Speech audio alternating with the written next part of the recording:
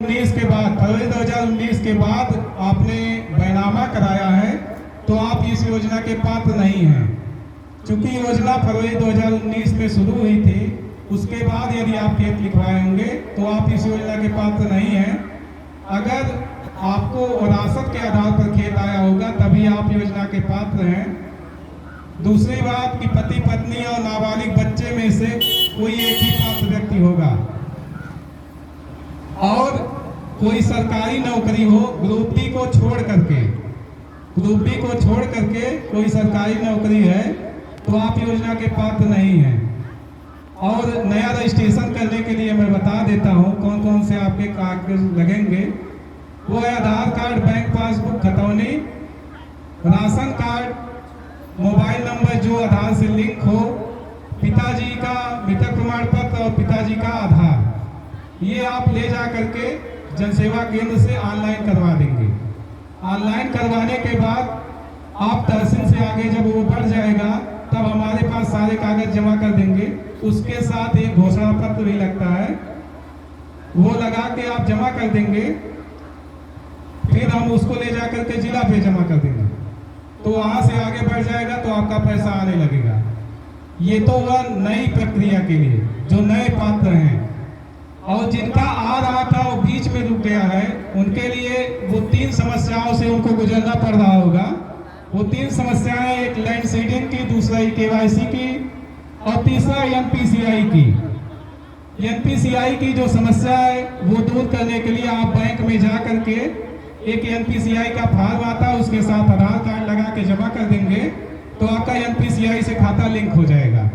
या आप किसी पोस्ट ऑफिस में जा करके खाता खुलवा लेंगे तो वो खाता आपका डीबीटी इनेबल्ड होता है, एनपीसीआई से लिंक होता है। दूसरी समस्या जो लैंड सीडिंग की है उसके निवारण के लिए आप हमारे पास खतौनी और आधार कार्ड की फोटोकॉपी जमा कर देंगे तो वो मैं तहसील से करवा दूंगा। तीसरी समस्या है केवाईसी की, जिनकी 15वीं किस्त नहीं आई हो, अभी आप लोग आएंगे चेक करवाने के लिए, जिनकी 15वीं यानी अंतिम वाली नहीं आई हो उनकी समस्या है केवाईसी की। वो जनसेवा के माध्यम से भी करा सकते हैं केवाईसी, हमारे माध्यम से भी केवाईसी करवा सकते हैं। केवाईसी करवा लेंगे तो आपका सारा पैसा चला जाएगा।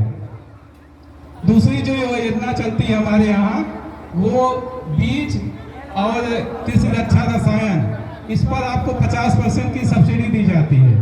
पहले आपको पूरा पैसा देना होगा और उसके बाद आपको आधा पैसा वापस चला जाता है खाते में। तीसरी जो योजना चलती है कृषि यंत्रीकरण की योजना।